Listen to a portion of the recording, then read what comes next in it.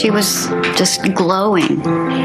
Everything that she ever dreamed of had come true. Bethany was part of a group of devout young Christians who called themselves the Community, led by her husband, Tyler. My plan was to live the rest of my life with Bethany. Their earnest prayer group soon evolved into something much more alarming. This is where Bethany Deaton was found dead on October 30th inside her van. Micah Moore was the first to speak up. He told police he killed 27-year-old Bethany Deaton. She was a nurse and a newlywed. But according to court documents, her husband led a religious group, a community where religious experiences included communal sex. He's been described as a cult leader. Okay. Bethany and I's relationship was definitely strained, but just because it was strained doesn't mean I was murderous. We knew they were kind of, you know, a little quirky, but they never bothered anybody. Do you know where Tyler's staying? Is there any chance of getting in touch with him?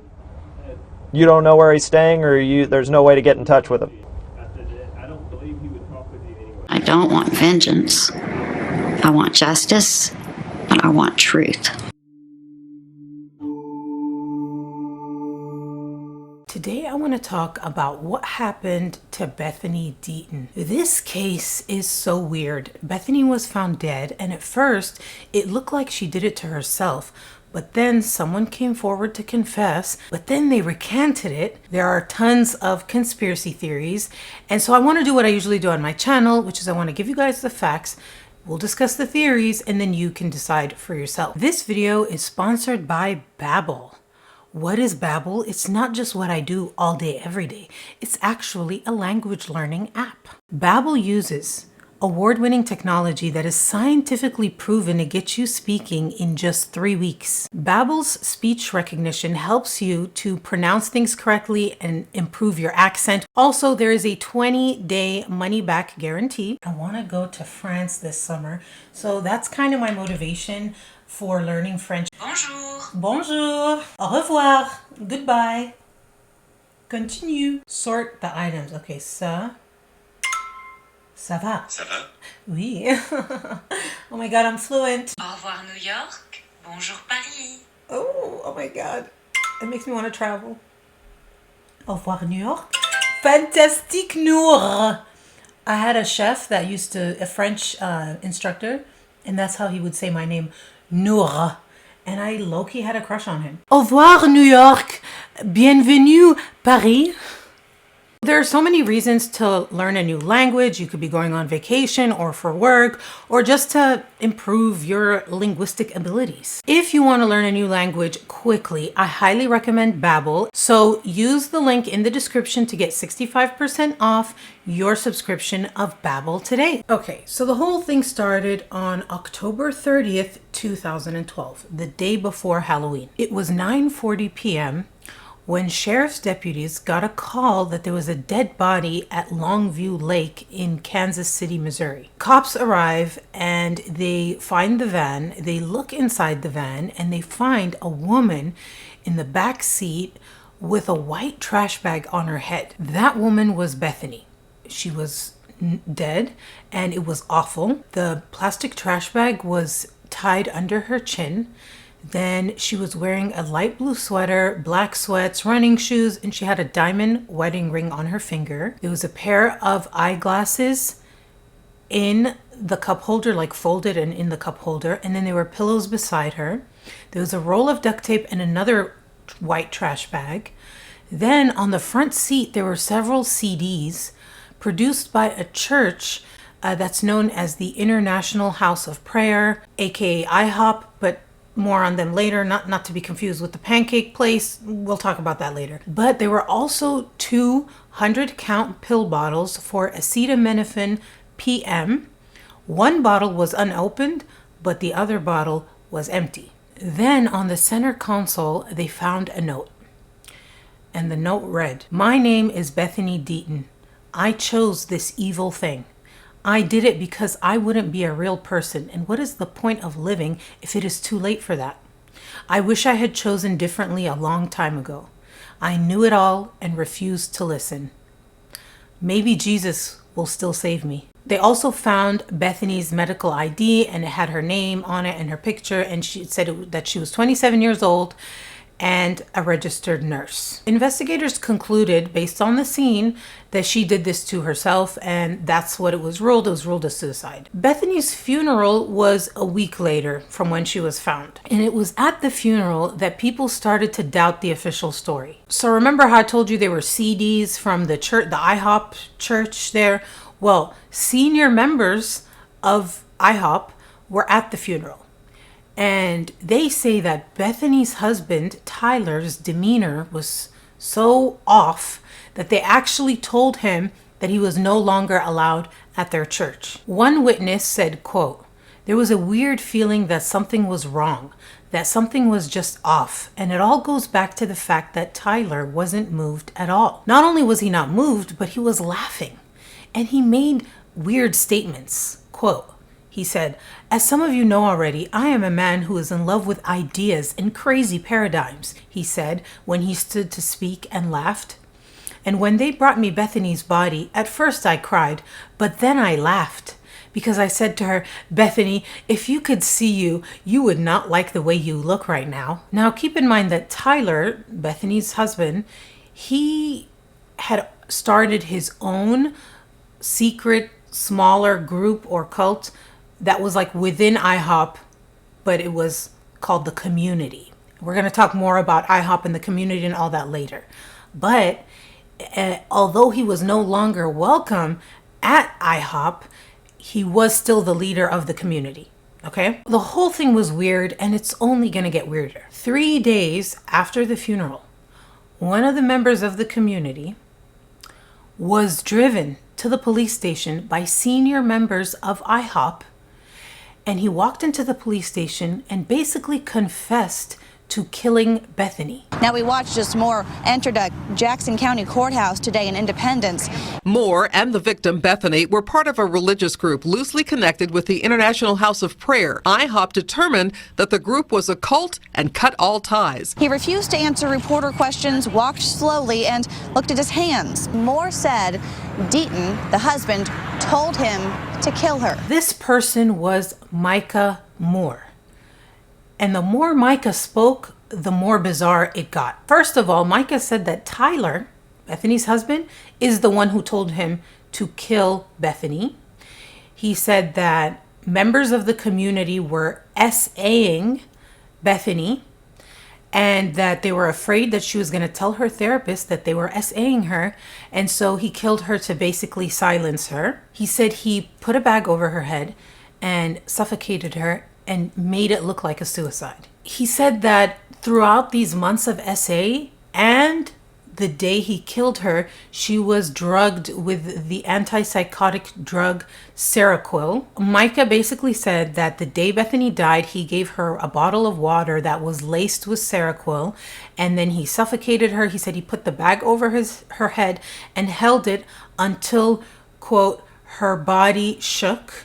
And he said that Tyler told him to do it because he knew he had it in him to do it. And he also added that after he killed Bethany, he let Tyler know that the deed was done.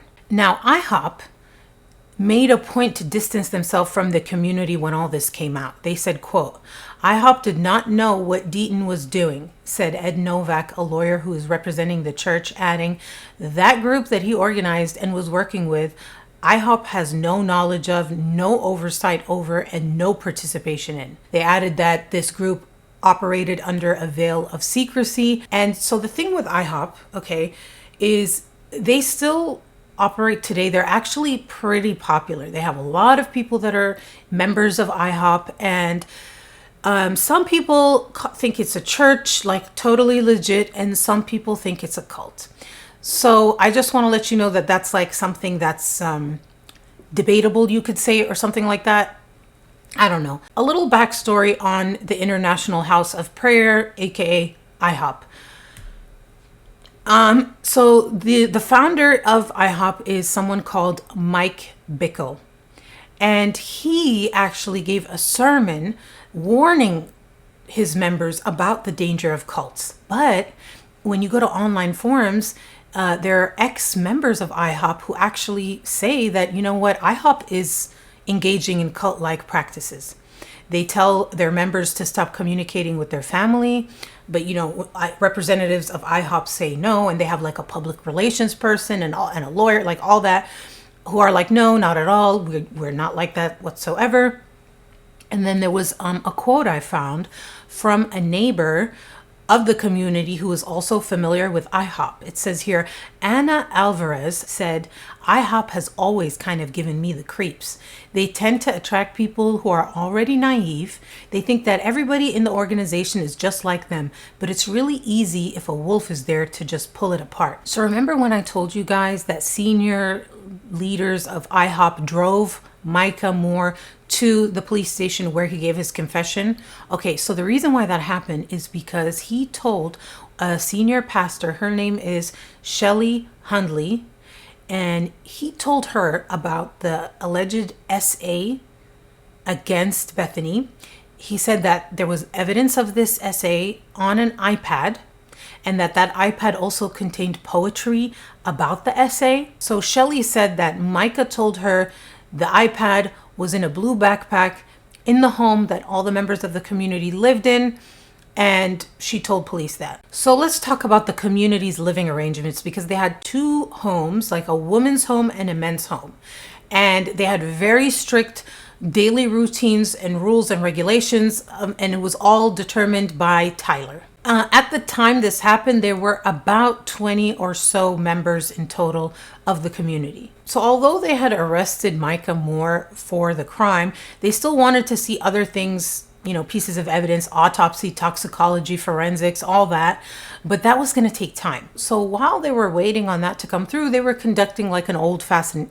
I can't talk today. Or ever. I feel like my tongue is too big for my mouth right now. I don't understand what's happening. Am I having an allergic reaction? What if I just die? Iconic.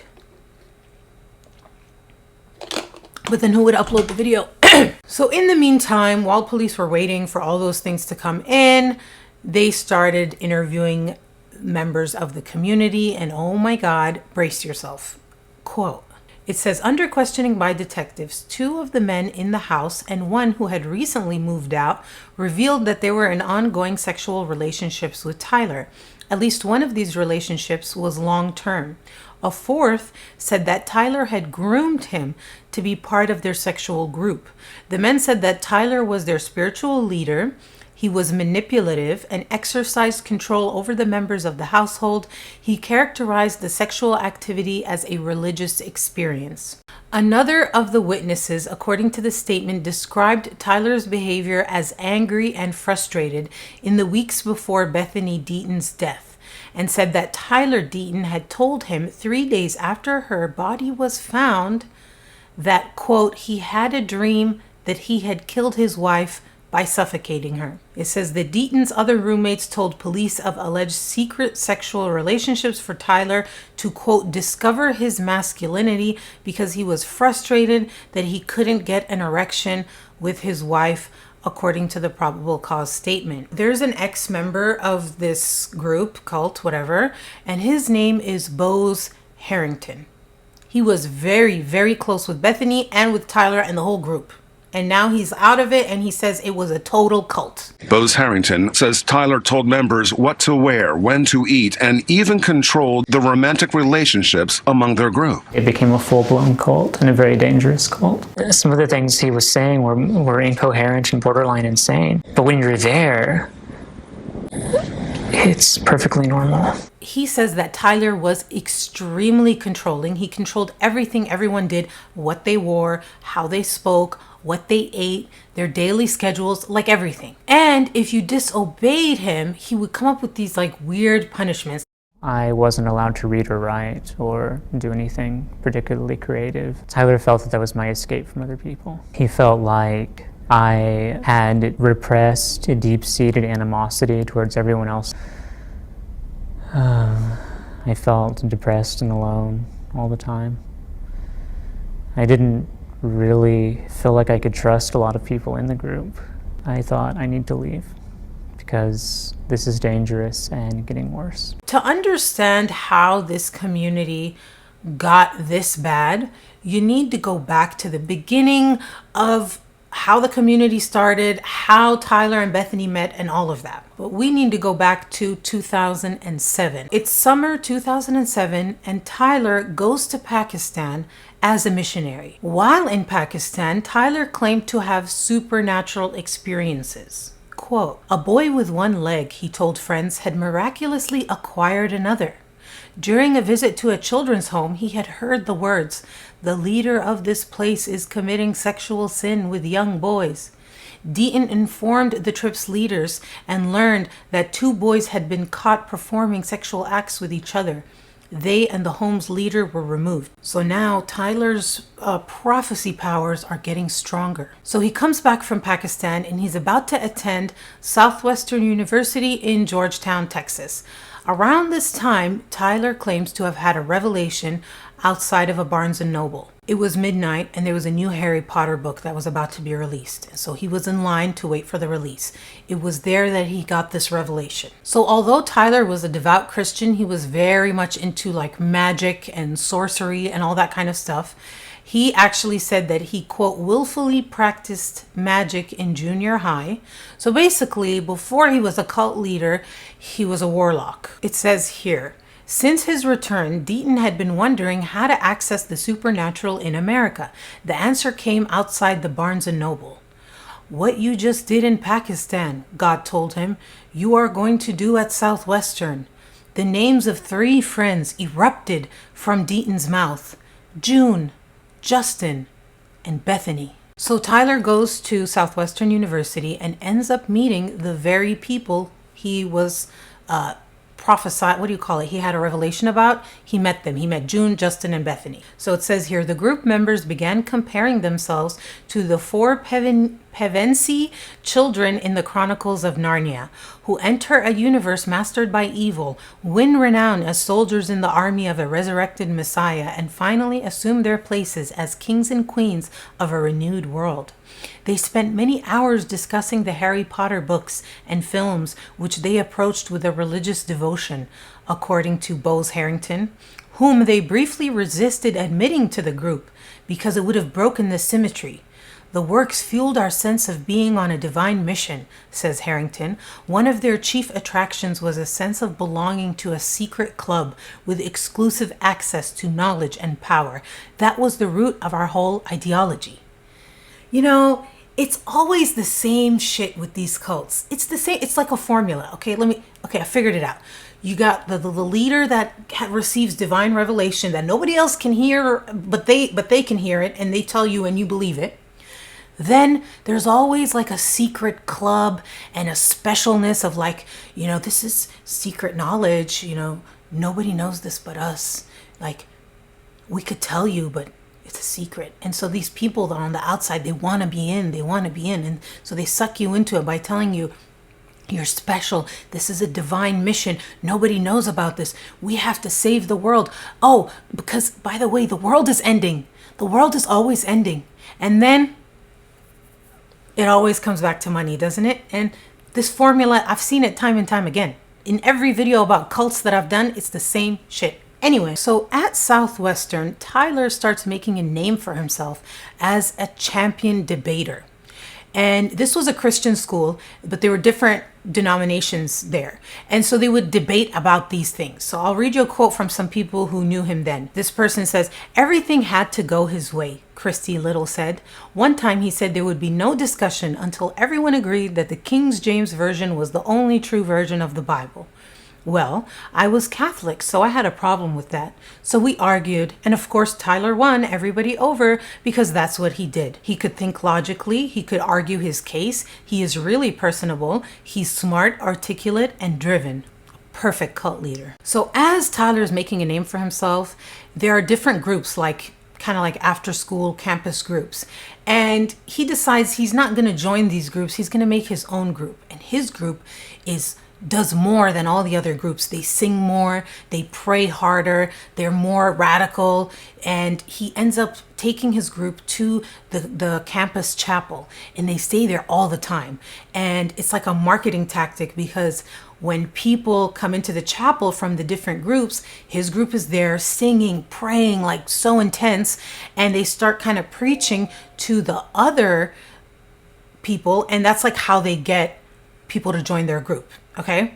Actually, he was doing this for so often that the campus actually banned their group from praying at the campus chapel. Can you believe it? That's how crazy they were. So let's talk about Bethany at this time. The thing with Bethany is she was super smart, very intellectual. She read all the Charles Dickens books before she was 13, or by the time she was 13. She graduated high school with honors. She had plans to work in the medical field. Everyone said she would. Not only was she very articulate and her writing style was amazing, but she also had that like scientific brain as well. So she was creative and logical, and everyone was kind of shocked that she was swept up by Tyler's whole persona. But her faith was very strong. She grew up in a religious household. She was religious, and this was very important to her. And she was falling in love with Tyler. Her friend, Bose Harrington, the one I told you about, he said, "The dream of her heart was to be married. We used to stay up late talking about it, night after night. She had been praying for her husband since she was a teenager. She had written him letters before they even met. She found herself fiercely attracted to Tyler and was convinced that God had ordained their union. She was aware of his struggles with homosexuality, but believed that God would use her to heal his heart." Poor Bethany. Even with all of Tyler's magical warlock abilities, he couldn't cast out his homosexual urges. It was the one thing he couldn't control. He could control everything else, but he couldn't control that. And it was torturous for him because he's grown up in this very Christian religious where, you know, gay is very, very bad. And he's in this community in college where it's the same thing, but yet he has these urges and he can't stop them. So remember Micah Moore, the one who confessed to killing Bethany. Well, Micah and Bethany were actually classmates at Southwestern, and they were really good friends. She was the one, Bethany, who brought him into the group with Tyler. Micah was struggling at the time. Like earlier in the semester, he dropped acid, and he had like a really, really, really bad trip. He was hallucinating demons and angels and just a lot of things. And he was like never the same after that. And so he confided in the group and told him about that. And so they would pray over him all the time. And he felt really good about it. He felt like it was helping him with that. And he started to become really, really devoted to the group and to Tyler. A few months after this, in December 2007, something big happens. Tyler goes to his first IHOP conference. IHOP, which is short for the International House of Prayer, is by most people's standards, it'd be called a mega church. It has 5,000 people at least. It's an annual conference that at least 20,000 people show up to each year. It's one of the largest and most influential charismatic churches in the country. Something that makes IHOP really different is that they have a 24/7 place of prayer and worship. IHOP believes that Jesus is returning in this generation, like within the next 50 years, that Christians have a major role to play in bringing him back by praying in his return, that he will come back in response to their prayers. Crying out to God ultimately is something that God responds to. International House of Prayer. Remember them? Okay, here's where they come in. They're based out of Kansas City. So he goes to Kansas City from Texas. He attends this conference and it like completely changes him. He writes back to the group that are in Southwestern in Texas and he says here, "Friends, I kid you not. When I say that I felt God has transformed me more in that short period of time than I have been so far in my life, I have one word attached to one phrase that God has violently poured into my heart. It is echoing in the heavens right this instant, and I mean that literally. That word, that phrase is this: revival through prayer and worship.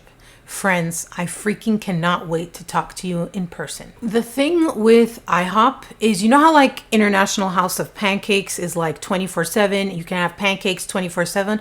Well, this is the same concept, but instead of pancakes, it's prayer. This is a 24/7 church, and there's always someone in there praying 24/7. And this kind of inspired Tyler, that we constantly need to be praying. Now, the founder of IHOP, Mike Bickle, he says that we are in the early generation of the end times. And so people who believe this and follow this, they call themselves IHOPers. But I think they have merch. They have merch where they have t-shirts that say IHOPers. Tyler got all this stuff and brought it back to Southwestern, and within a month, his whole group were hardcore IHOPers. Like they were wearing the IHOPers merch, like it was IHOPer all day, every day. We were all really fascinated with the idea of getting to be in the last generation. We felt like we were all called to be part of that chosen group. We felt special. Soon after the whole group become part of IHOP, Tyler gets another major revelation. This revelation is that he's been divinely ordained by God to train God's final army. Nearly everyone in the group, according to former members, believed he was an end times apostle. And then something really crazy happened. Micah said that he was praying in the shower when he got a message from God that a huge tragedy would befall Southwestern University around December 4th or 5th. So he goes and he tells the group, and other members of the group reinforce that. They say, oh, we're getting the same message. Yeah, and Bose says that he was there and he got a message and he predicted that this tragedy that will befall Southwestern would occur on December 4th. Well, on December 4th, a tragedy befell Southwestern University. There was a student named Rob Atkinson, and he was hit by a car and killed on December 4th. When this happened, if you thought their faith was unshakable, it was unbreakable. They were so like you couldn't tell them that what they believed wasn't true. It was so weird because instead of being sad about Rob's death, they were happy, right? Because it validated their beliefs. So it says here, the worship group members believed they had blood on their hands and it exalted them. Quote, we talked about Rob in a tone of gleeful triumphalism, Harrington says. Other members ruefully agree. Tyler capitalizes on this and he becomes more strict. He becomes more controlling, and the beliefs become more outlandish. And then if there were times, specifically Bose Harrington, he would question sometimes. And when he would question, other members of the group would get mad and yell at him and tell him, this is your apostle. You better listen to him. And it's around this time that the homosexual activity started to begin. I'm going to read you some quotes. It says, at Southwestern, Deaton often played IHOP music when he presided over worship, and the members referred to Christ as the bridegroom and to themselves as his brides. Deaton pressed people to enter a prayerful state and cuddle with Jesus, says an ex-member. Deaton involved himself in nearly every relationship. In platonic relationships, Deaton urged prolonged affectionate contact, particularly among men, because he said they had been wrongly socialized to resist it. This disconcerted many of the men, but they accepted that spiritual growth might entail discomfort. Deaton might encourage two guys to cuddle on the floor while the rest dogpiled on top of them. Now remember, right, Bethany, she's falling in love with Tyler, and she believes that she's sent by God to heal him of his homosexuality. But Tyler's obviously struggling with it and kind of finding ways to bring it into the group and whatever. I don't care if he's gay or not. I'm not judging. I'm just saying that this is what was happening at the time. Well, she gets a revelation, a prophecy that she is meant to marry Tyler. And she tells him that. And he's not happy. It'll never happen, he told a friend. Although he was unwilling to denounce it outright, he seemed to have fallen for one of the original group members, Justin. Several former members say. You could tell by how Deaton looked at him, one acquaintance said, and in photos, it jumped out at you. Deaton spent hours cuddling with Justin on the futon in their dorm. Justin, who was not gay, eventually became uncomfortable with Deaton's affections. Bethany cried almost every day that summer, Harrington says. This was devastating for Bethany, so she decides to pull away from the group. She's like, you know what? Maybe I want to go to nursing school and pursue a career in the medical field like I was originally planning to do. I don't know if I'm like into this whole IHOP thing. And she starts to pull away. When she starts to pull away, Tyler has a change of heart. Of course, right? He's like, you know what? Maybe we are meant to be married. So there's this day where this crazy thing happens where Tyler claims to have black triangles like on his palms. And he said that they were demonic signatures, indicators of homosexuality that were visible only to him. So he goes to the group and they pray over him, and then eventually he's like, the black triangles are gone. I've been delivered. I'm not gay anymore. He then says he was overwhelmed by his love for Bethany, and he could totally see what she was seeing, and he understood that they were meant to be together, but he wasn't going to marry her just yet. But him doing all that and saying all that made Bethany say, you know what, maybe I'm not going to go to nursing school. I'm going to stick with the IHOP group. So now it's fall 2008. It's Tyler's last semester at Southwestern. He's going to go to Kansas City to join IHOP officially. And by the way, IHOP has a university, IHOP U. And so they're all going to like funnel and migrate from that group in Southwestern to IHOP. The group's members move from Southwestern to Kansas City, and that includes Bethany and Micah. By 2009, we have that arrangement that I told you about where there were two homes, a men's home and a woman's home. The secret group known as the Community, where Tyler's the leader. They're all part of IHOP, but as well as IHOP, they are like a special secret group within IHOP, the Community. Okay? And according to Bose Harrington, when this was set up, things started getting crazy. According to Bose Harrington, he says that Micah would fall on his knees and shake and convulse and have these like crazy reactions to prayer. And then they would all do that. He said, quote, everyone was screaming and rolling around and writhing like the demons in pandemonium. He says after the worship, Tyler informed him that his immunity to the movement of the Holy Spirit evidenced a hardened heart, because Bose wasn't like shaking and writhing like everyone else. And so Tyler was going to punish him for that. So this is what Tyler did. He said, there followed, Harrington says, a series of bizarre punishments and psychological mind games, what Tyler called behavior modification. First, they renamed him from Bose to Bobby. Then they confiscated his glasses, which I don't know why. Maybe because I also wear glasses, but that pissed me off because without my glasses, I can't see. So you've essentially rendered him blind or close to it. What the hell? I don't know why. I mean, that's a personal thing. Moving on. They made Bose eat his meals on the floor, and he was rarely allowed to speak. Tyler created a team called the Bobby Discipline Team. 4 months after all this punishment, Bose was excommunicated from the Community. Also around this time, Tyler's warlock powers are getting even stronger. According to an ex-member, quote, Tyler would raise his voice and say Jesus, and the neighbor's music would immediately stop.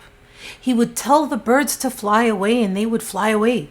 He would place curses on my appliances so they wouldn't work. So now it's 2009. Bethany and Tyler are officially a couple, but other members say it seemed staged because they lived in separate homes, but they went on a date only once a week, and it was very structured. It was every Tuesday from 6 p.m. to 9 p.m.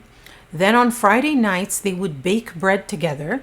But other than that, there was like nothing between them. She was at the women's house, he was at the men's house, and that was that. But he was still having sexual relations with the men in the men's house. In addition to him having relations, he basically forbade, or maybe just discouraged, but she didn't engage in any physical affection with anyone else because Tyler told her not to. So during all this time, Tyler was working part-time as a math tutor. But then In 2010, he decided, I need to dedicate myself completely to this mission.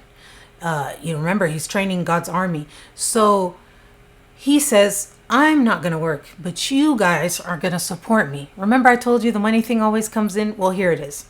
So he says, I don't want to work. You have to support me, all the members of the community. Now, what ended up happening is around this time, Bethany goes to nursing school as a means to like make more money, right? So that they can support Tyler. So she starts going to nursing school, and that's how she ended up becoming a registered nurse. While Tyler wasn't working, he had a blog. And you can find this blog, as of now, you can find this blog online.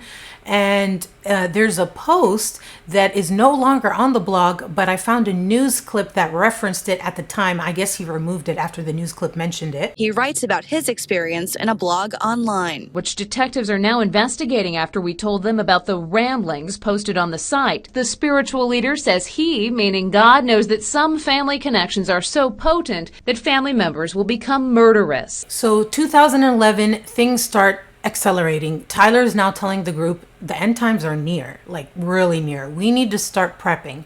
So they begin stockpiling food. They start training for the apocalypse. They get someone to come in and they're dodging imaginary bullets and practicing getting weapons out of people's hands. They're going to playgrounds and going on the monkey bars and doing all kind of things. Like they're training for the apocalypse. So now it is Valentine's Day 2012. This is the year Bethany dies. On Valentine's Day 2012, her and Tyler get engaged. They post about it on Facebook. It's super happy. Everyone loves it. And then in August of that same year, they get married. They get married and then they go on their honeymoon. On their honeymoon, Bethany gets rejected sexually, and it is devastating for her. Bethany and Tyler never consummated their marriage. They come back to Kansas City, to the community, and everyone says Bethany is totally different. She's depressed. It's upsetting her that they didn't consummate the marriage. It's upsetting her that she got rejected by Tyler. She wanted a family. She didn't see how it was going to happen, and she was distraught. Tyler, on the other hand, he continued having relations with the men in the group.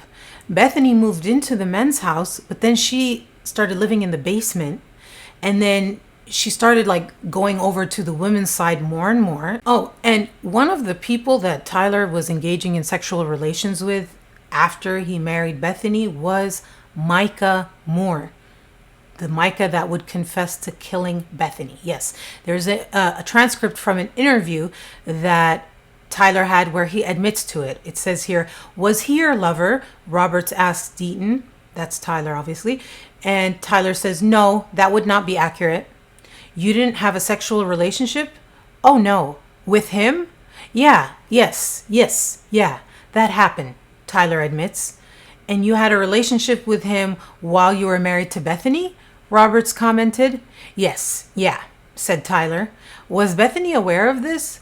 "Not to my knowledge," said Tyler. According to the women, that were in the women's house, Bethany was upset and they suspect that she was aware of it. And it says here, she was confused and uneasy. She'd moved into Deaton's basement room in the men's house, but within 2 weeks began spending 1 or more nights a week at the women's house. Sometimes she stayed several nights in a row. Quote, "I just need a little space," she'd say, or "I just feel too controlled," but she wouldn't elaborate. No one had ever seen her so listless and depressed. She could not be consoled. When Micah confessed to killing Bethany, and when he said that the reason why they did it is because the men in the group were SAing her and they were afraid she was going to talk, he said that this SAing began after she came back from the honeymoon. So it would have been around this time. 2 months after the wedding, Bethany is found dead in the van. And days after her death, Tyler told someone that he had a dream that he suffocated Bethany. Then at Bethany's funeral, not only was Tyler laughing and acting weird, but so was Micah. He was laughing, he was playing guitar. The whole thing was really weird. One witness even said that Micah looked relieved. That's when people started to wonder, like, did Bethany really do this to herself? Maybe the official story is not the true story. Remember the suicide note that I told you about? Remember how I also told you that Bethany loved to write and had read all of Charles Dickens' book before she was 13, and her writing style was really good. And people who knew her felt like the suicide note didn't really sound like her or her writing style. So it says here, right away, some of Bethany's friends and family members thought her suicide note was fabricated. Its defeatism was antithetical to her spirit, and it was ineptly composed. Someone who wrote so beautifully couldn't have written something that inarticulate, one friend said. I'll remind you what the note said. It said, "My name is Bethany Deaton. I chose this evil thing. I did it because I wouldn't be a real person, and what is the point of living if it's too late for that? I wish I had chosen differently a long time ago. I knew it all and refused to listen. Maybe Jesus will still save me." So as we know, 3 days after the funeral, Micah confesses to killing Bethany and says that Tyler told him to do it. Well, 2 weeks after that confession, Micah recanted the confession. The man accused in a high-profile murder case is changing his story. Moore's lawyers later said he made the whole thing up. This man, 23-year-old Micah Moore, the man who admitted to a bizarre murder, then took his confession back. He came out of court today, no one talking. He and his entourage getting into a van and leaving. Moore is free tonight on $250,000 cash bond. It was really a dramatic turn of events for what started off as an ordinary preliminary hearing. Attorneys for Micah Moore describe his confession to the crime as bizarre and nonsensical. They were statements of a distraught and confused young man. Micah told a fictional account that was bizarre, nonsensical, and most importantly, untrue. They're calling Moore's detailed account of suffocating and drugging Bethany Deaton last month fiction. Meanwhile, prosecutors are moving forward with their case. Even though he recanted it, members of the community themselves didn't believe that he wasn't involved. And they blamed Tyler more than they blamed him because they knew how much of an influence Tyler was on the group. They knew how devoted Micah was. They knew the dynamics of the relationship. And they were like, yeah, he recanted, but we think he did it. First of all, Tyler was never charged. They said he cooperated and he was never charged. But the group began to fall apart after all of this. In the course of 10 days, I lost Bethany first to death, and then I lost all my friends. They went from being really supportive to gone. I lost the church that I was a part of, people I trusted in leadership. I literally wouldn't be alive right now if it wasn't for my relationship with God. It's the only one who didn't bail when everybody else did. I also am someone who sees in the world a lot more complexly than I did before. Tyler Deaton, charisma-led. Tyler Deaton, insight directed or something stupid like that. I mean, the last 2 years have been really, really painful. Because Tyler wasn't charged with anything, and because the group fell apart, he ended up moving back to Texas and he got a job as a high school teacher. And so he passed the background check, but he didn't pass the Google check because his own students Googled him and found the whole story and everything that happened. They told their parents freaked out. They told the school removed him and were like, we did all the checks, but we didn't know. But as soon as we found out, we took action. And so that seemed like everything and that was done. And then a major bombshell. The case against Micah was dismissed. Tonight, a man is now free after he confessed to a murder he did not commit. There wasn't a trace of evidence connecting him to Bethany Deaton. After nearly 2 years, Micah Moore now walks free. The prosecutor released a statement saying, "My office concluded that we could not ethically continue to pursue the case given the current evidence against Micah Moore. The duty of the prosecutor is to seek justice, not merely to convict." Remember how I told you police were waiting on a lot of evidence and it was taking some time, like the forensics, the toxicology, the autopsy? Well, when all that came in, it basically contradicted what Micah said. And given that Micah had recanted, they felt like they couldn't take his testimony into account anymore. And that's all the evidence they had. Everything else didn't go along with it. And so they had no choice but to dismiss the case. So here are the pieces of evidence. First, it says, Micah said Bethany died in the front seat, but she was found in the third row of the van. And then second, it says Michael said he killed Bethany before 10 a.m., but records show Bethany used her debit card after 10 a.m. And then she was seen on surveillance video at the park after 10 a.m. So the timeline didn't match. Also, there's records of Micah being in class at 10 a.m. for the toxicology. Remember how Micah said he gave her a water laced with Seroquel?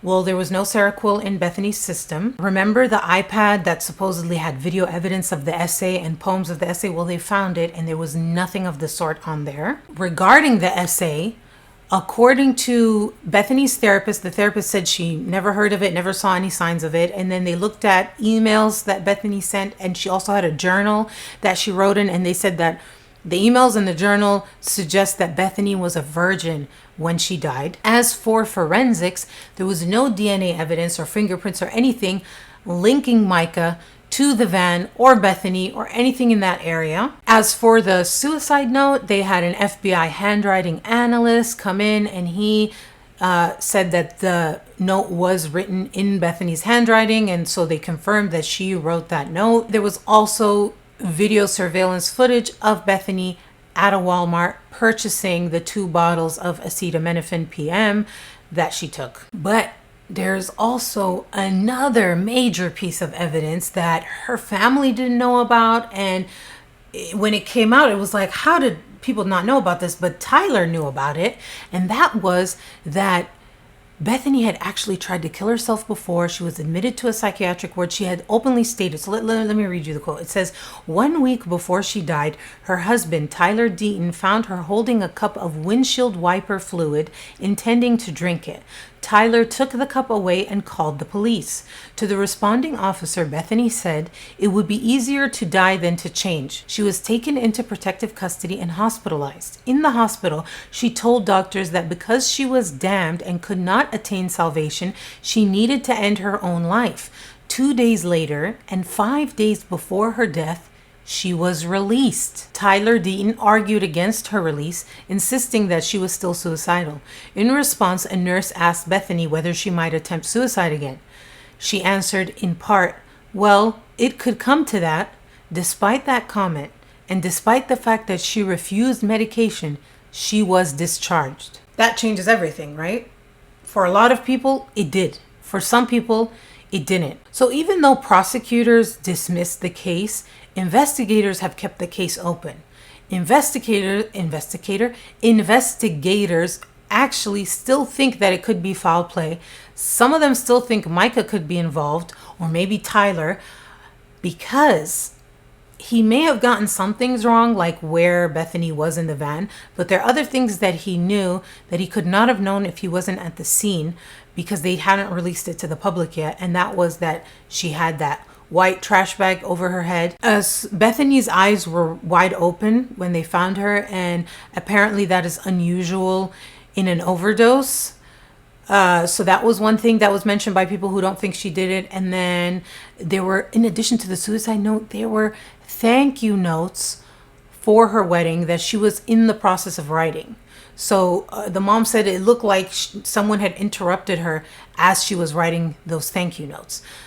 So the family's conflicted. Like, the father thinks she did it. The mother's not so sure. The law is conflicted. The prosecutor is like, no, she did this to herself. The investigators are like, someone did it. It's very complicated. The last fact I want to give you before we go into the theories is that Tyler filed to claim Bethany's life insurance policy, which was $40,000. So there's that. Okay, so those are the facts. Now let's talk about the theories. There are like 3 or 4 theories. So the first one is that she did this to herself. The second theory is Micah did this on his own or at Tyler's direction. The third theory is Tyler did this on his own and made Micah take the fall for it. And then the fourth theory is someone else. So let's start with the official story, which is that she did this to herself. Just the horrible treatment that Bethany endured, that honestly, they think that if she did this to herself, she was, quote, bullied into doing it or driven to do it because she was totally in love with Tyler. He was always rejecting her. A lot of people say she knew about his activities in the home and it crushed her. She felt like it was her mission to save him, but she couldn't. And then the final straw for her was when they finally got married and she thought everything changed. Remember, he had that whole thing like the homosexuality is gone. They get married, they go on the honeymoon, and Tyler rejects her and they don't consummate the marriage. And she's probably thinking, well, what is the rest of my life going to look like? Like, what is this ever going to be? Is he ever going to be healed? Is this ever going to change, kind of thing? And it was too much for her to bear, especially when there were some instances that people were talking about where Tyler kind of would get cold with her, even knowing that she was depressed, and that there was this final gathering they had where Tyler said something along the lines of, take action about it, or stop moping, like something along those lines, and that she was really shaken by what he said, and then she ends up dead. That's that theory. The next theory is Micah really did it. So when you look at the points, the evidence, the things that don't corroborate his story, there are different ways people are interpreting this. Some people are saying, okay, well, what if he got the time wrong? Maybe he got some of the details wrong, that she was in this seat and not in that seat, or it was before 10 a.m. Like, maybe he got his information wrong, but maybe he really did suffocate her.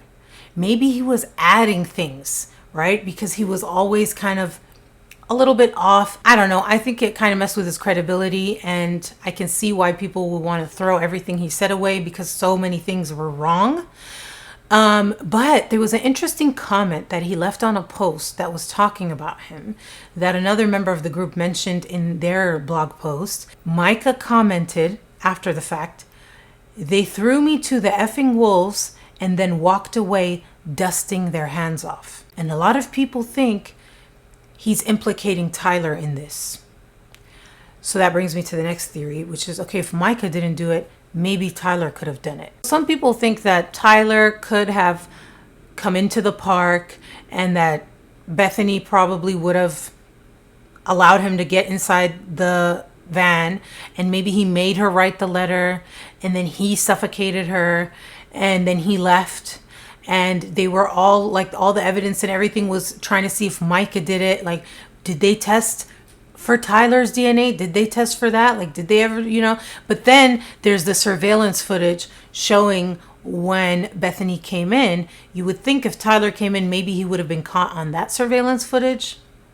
So that's the thing. But the other thing people talk about is, like, why were they so happy that she was dead? What was up with their demeanor and the laughing and Micah and the things that Tyler was saying at the funeral? And it's like, maybe they did it, but also maybe they didn't do it, but they just were happy she was gone because they were treating her like crap.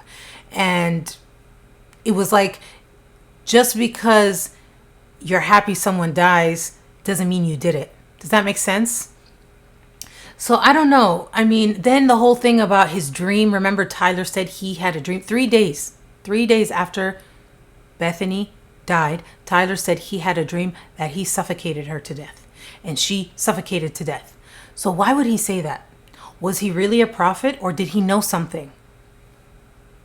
So that one's kind of weird too. And then there's the insurance policy, right? Like, either you are the most tasteless, callous person, okay?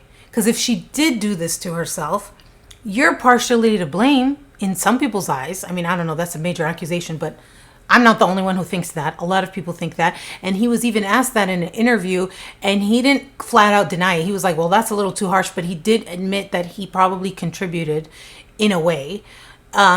So if you feel like you are the reason she did this, why would you file a claim to get the $40,000? Like, that's just gross. So I don't know. I heard that he changed his last name to like Tyler James or something, but I'm not sure. But that's what I heard. And he's like, he's got a new group and he's doing his new thing. So I don't know. And then the last theory is that someone else did it. Someone else But then I feel like wouldn't they have found other DNA, or maybe they were wearing like covered up with gloves. Maybe they walked through and they weren't seen on the surveillance. Maybe the other suspects did that. Like, it's kind of hard. Who would have a motive? Who would know where she was? I feel like if it was foul play, it would have had to have been either Tyler or Micah or someone else that Tyler got to do it, or Tyler by himself. Either that or she did it to herself. So I don't know. I want to know, what do you guys think? Let me know.